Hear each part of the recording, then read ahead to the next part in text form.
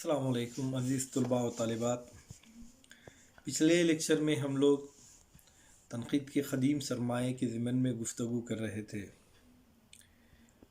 आप सभी तलबा व तालिबात इस बात से वाकिफ़ हैं कि उर्दू तनक़ीद के क़दीम सरमायों में तज़किरों को काफ़ी अहमियत है, और हमने इससे क़बल इस बात को पढ़ा है कि तनक़ीद में तज़किरे किस तरह से इसकी रिवायत शुरू हुई है।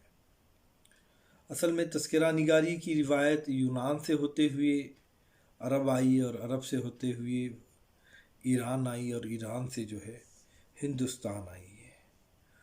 उर्दू ज़ुबान व अदब का जब हम मुताला करते हैं तो उर्दू अदब में अदब की बहुत सारी असनाफ़ ऐसी हैं जो बराह रास्त फ़ारसी से इस्तिफ़ादा हासिल करती हुई हमें नज़र आती है। बिल्कुल उसी तरह जो है तज़किरों की जब बात आती है तो हमें महसूस होता है कि तज़किरा निगारी उर्दू में फ़ारसी से आई हुई रिवायत है, और फ़ारसी से इसको काफ़ी इस्तिफ़ादा हासिल हुआ फ़ारसी तज़किरों से। इससे क़बल हमने पढ़ा था कि शोराए उर्दू के चूँकि तज़किरे जो हैं, तज़किरे तो मुख्तलिफ़ अक़साम के लिखे जाते हैं, लेकिन यहाँ अदब में शोरा के तज़किरों का ताल्लुक़ है अदब से, लिहाजा हम ये देखते हैं कि शोराए उर्दू के फ़ारसी में लिखे गए 5 ऐसे तज़किरे हैं जिनकी अपनी शोहरत है, जिनको बहुत ज़्यादा अहमियत दी जाती है,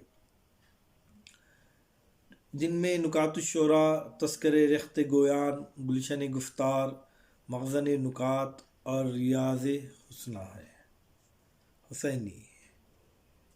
अब हम ये जो तज़किरे लिखे गए हैं ये तज़किरे उर्दू शोरा के हैं, लेकिन ज़ुबान इनकी फ़ारसी है, लेकिन काफ़ी मशहूर तज़किरे हैं, लिहाजा इन पर थोड़ी सी हम रोशनी डालते हुए आगे चलेंगे।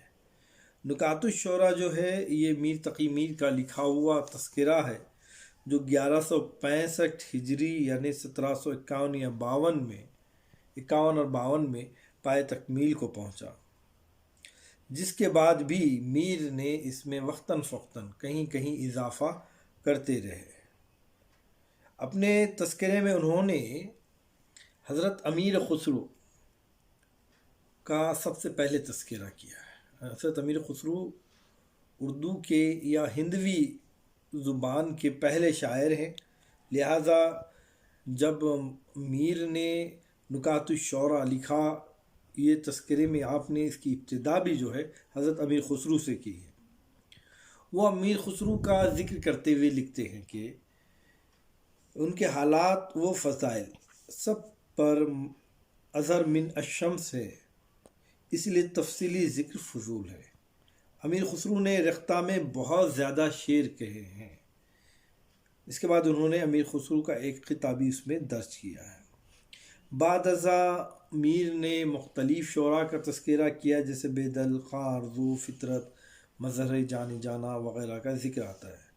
हाँ, मगर एक बात की हैरत होती है, वो हैरत ये है कि उन्होंने खुसरो के बाद दक्कन के शोरा का ज़िक्र करने के बजाय सिर्फ़ शुमाली शोरा के तज़किरों पर उन्होंने इक्तिफ़ा किया है।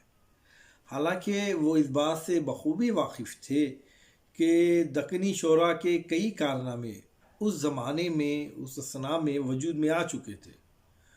नुकातुश्शोरा में जुमला 102 शायरों के हालात और नमूने कलाम का हमें ज़िक्र मिलता है, जिनमें वली और उसके बाद दक्कन और गुजरात के 27 शोरा भी शामिल हैं, लेकिन मीर के ख़्याल में लायक एतना ना थे, जबकि वली से क़बल के शोरा जैसे वजई, गवासी, हाशमी और उर्दू के पहले साहिब दीवान शायर मोहम्मद कुली कुतुब शाह का भी कोई ज़िक्र नहीं मिलता है।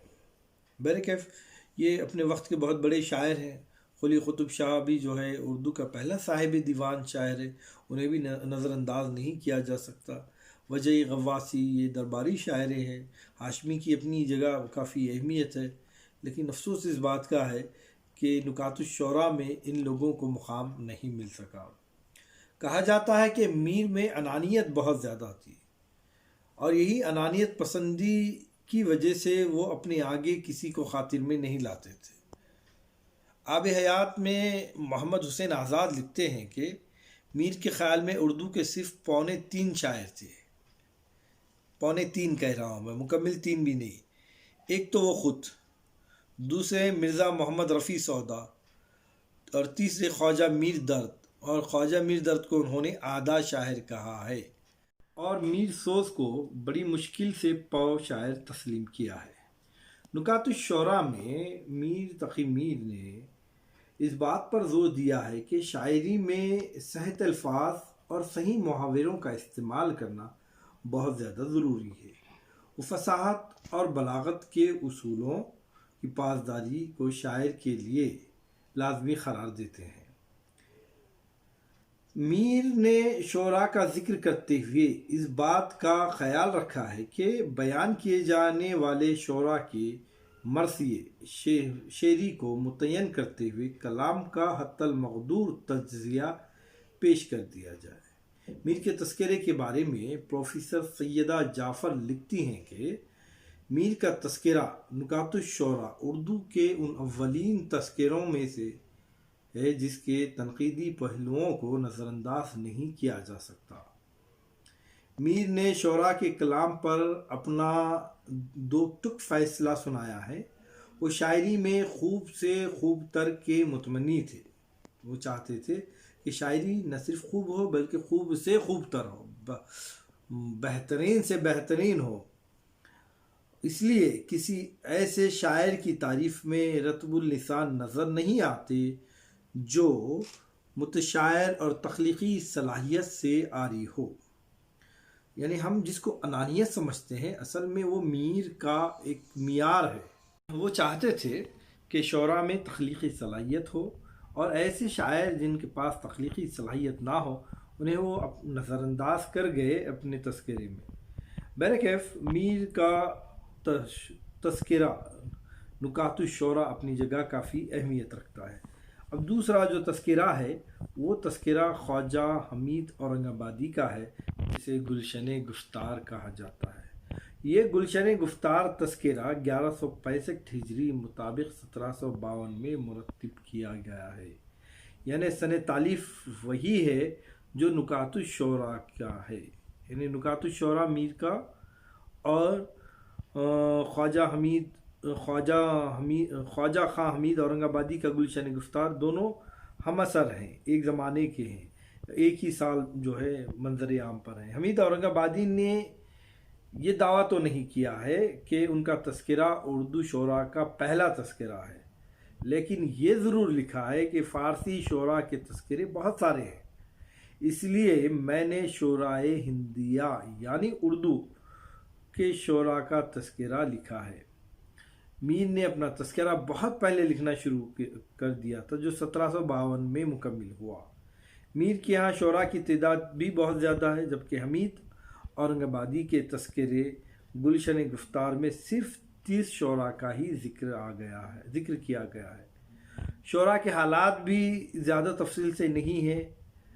اہم بات یہ ہے کہ حمید اورنگ آبادی نے میر کا ذکر بالکل ہی نہیں کیا ہے، انہوں نے بھی جو ہے میر کو نظر انداز کر دیا، جبکہ شاہ حاتم، آبرو، مظہر وغیرہ کا ذکر موجود ہے۔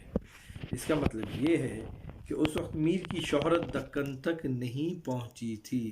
1752 کی جو سن ہے، جو سال ہے، اس اسرا میں یہ دونوں شخصیات، ایک میر ہیں جو شمالی ہند میں ہے، اور گلشن گفتار کے تخلیق کار خواجہ حمید اورنگ آبادی ہیں جو دکن میں ہیں۔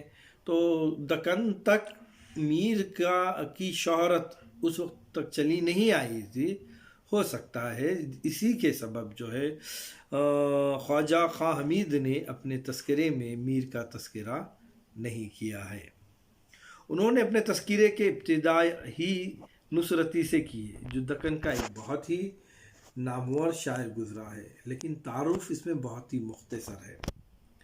کلام پر صرف 1-2 جملوں میں ہی تبصرہ ملتا ہے، اور یہ بھی معلوم ہوتا ہے کہ نصرتی کو بادشاہ وقت نے ملک الشعراء کے خطاب سے نوازا تھا۔ بہرکیف اس کے بعد کا جو تیسرا تذکرہ ہے وہ تذکرے رخت گویان ہے، اور اس تذکرے کا اصل نام گلشن راز ہے، جسے سید فتح علی خان نے قلم بند کیا تھا، جو نومبر 1752 کو مکمل ہوا۔ غور کیجیے گا، 1752 میر تقی میر کا تذکرہ، تذکرہ شعراء، اس کے بعد گلشن گفتار 1752 جو خواجہ حمید خان نے ترتیب دیا تھا، اب اس کے بعد جو ہے سید فتح علی خان کا تذکرہ رخت گویان ہے، یہ بھی 1752 کو مکمل ہوا۔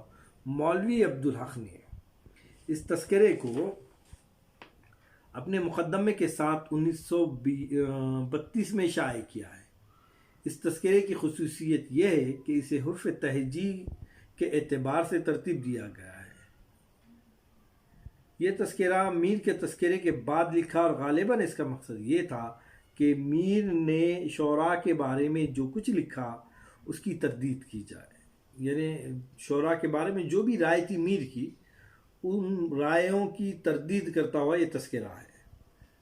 ایک بات تو طے ہے کہ گردیزی نے میر کا تذکرہ ضرور دیکھا تھا۔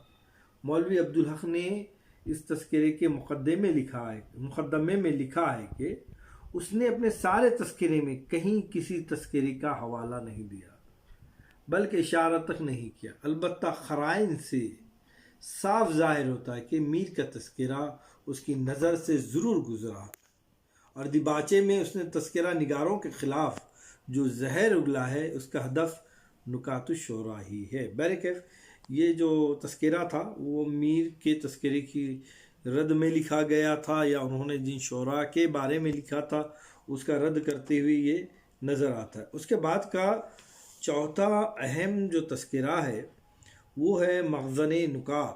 اس تذکرے کو قائم چاندپوری نے 1168 ہجری مطابق 1754-55 میں قلم بند کیا گیا، یعنی 2 سال کے بعد۔ اس میں 121 شعراء کے حالات اور نمونے کلام ہمیں ملتے ہیں۔ خواجہ اکرام نے اس تذکرے کے مکمل ہونے کی تاریخ مخزن نکات سے نکالی تھی۔ یہ تاریخ قائم کو اس قدر پسند آئی کہ انہوں نے اپنے تذکرے کا نام مخزن نکات رکھ دیا۔ اس تذکرے میں کچھ ایسے بھی واقعات ملتے ہیں جو 1168 ہجری کے بعد ظہور پذیر ہوئے۔ اس وجہ سے محققین کا خیال ہے کہ یہ تذکرہ 1168 ہجری کے بعد مکمل ہوا۔ ظاہری بات ہے اب یہاں سن اشاعت 1168 بتایا جا رہا ہے، اور واقعات کچھ ایسے بھی ہیں اس میں جو 1168 کے بعد کے ہیں، تو اس سے ایک اندازہ قائم کیا جا سکتا ہے کہ سن اشاعت جو بتائی گئی وہ نہیں ہے۔ عموماً کتاب کا نام کتاب کے مکمل ہونے کے بعد ہی دیا جاتا ہے، اور دیباچہ بھی کتاب کے تکمیل کے بعد ہی لکھا جاتا ہے، اس لیے 1168 ہجری کو درست ماننے میں کوئی حرج نہیں ہے۔ کتاب لکھنے کے بعد بھی اس میں نئے واقعات کو شامل کرنے کی گنجائش تو بہرحال ہوتی ہی ہے۔ اب اس کے یہ تھے 5 نکات، 5 جو ہے تذکرے۔ تو لہٰذا اردو ادب میں تنقید کے قدیم سرمایوں میں تذکروں کی کافی اہمیت ہے، اور اردو میں لکھے گئے یا اردو شعراء کے بارے میں جو لکھے گئے تھے 5 مشہور تذکرے میں نے ان کے بارے میں آپ کو کہا ہے۔ اب بات یہ آتی ہے کہ اردو میں تنقید کی روایت تو ہم نے کہا ہے کہ دور ماضی سے ہی رہی، بھلی ہی آج جو شعور اردو تنقید کے بارے میں ہمیں نظر آتا ہے، آج اردو تنقید نے جس انداز سے ترقی کی ہے، مغربی نظریات سے کا استفادہ حاصل کرتے ہوئے، یا ذاتی ہمارے جو بھی نقاد ہیں ان کی اپنی خوبیوں اور صلاحیتوں بنیاد سے اردو تنقید نے جو ترقی کی ہے وہ کافی اہمیت کی حامل ہے۔ لیکن جب ہم قدیم میں دیکھتے ہیں، دور قدیم میں، تو تنقیدی یہ جو شعور ہے یا تنقید کا جو روایت ہے، وہ روایت ہمیں نہ صرف تذکرہ بلکہ شاعری میں بھی نظر آتی ہے۔ شاعری جو ہے اردو شاعری کی روح کہلاتی ہے، اردو زبان کی روح کہلاتی ہے شاعری۔ اور شاعری میں جب شعراء اپنا کلام پیش کرتے تھے تو شعراء جب مشاعرہ ہوتا تو کئی شاعروں کے اپنے اپنے گروپ ہوتے تھے، اپنے اپنے شعراء کی کلام کی تعریف کرتے۔ لہٰذا جب ہم شاعری کا مطالعہ کرتے ہیں اس زمانے کی، تو وہ جو گروپ تھے وہ گروپ کا شعر و شاعری پر داد دینا یہ بھی تو جو ہے تنقید ہی کہلاتا ہے. تو لہذا شاعری میں جو ہے اردو تنقید کی روایت بھی ہمیں مل جاتے ہیں. شاعری سے مراد مشاعروں میں وجہی اور غواسی ہے، ان کی چشمک جو ہے ہم دیکھتے ہی ہیں. انیس اور دبیر ان کے بھی وہ ہم اثر شعراء رہے ہیں، اور یہ دونوں اپنے زمانے کے بہت بڑے شاعر ہیں، مرثیہ نگار شاعر ہیں. مشاعروں میں جب یہ جاتے تو ان کے اپنے اپنے گروپ ہوتے، اور ایک دوسرے کی داد دینا اور ایک دوسرے کی مخالفت کرنا یہ عام بات سی تھی. تو مشاعروں میں ہم کو اردو کے تنقید کے قدیم اشارے جو ہیں وہ آسانی سے مل جاتے ہیں. تنقیدی زاویے سے اس صورتحال کی اہمیت سے انکار نہیں کیا جا سکتا، کیونکہ عام آدمیوں کے یہاں مخالف ٹولی کے اعتراضات ایک نوع کی تنقید ہی ہے. اگر کسی نے کوئی اعتراض کیا ہے تو اس کا کوئی نہ کوئی سبب ہوگا. بنا سبب کے کوئی بات کا اعتراض تو نہیں کیا جاتا. کسی شخص کو شعر پسند نہیں آیا تو اس کا سبب ہے، وہ شعر اس معیار کا نہیں ہے جس کو اچھا کہا جا سکتا ہے، شعریت نہیں ہے.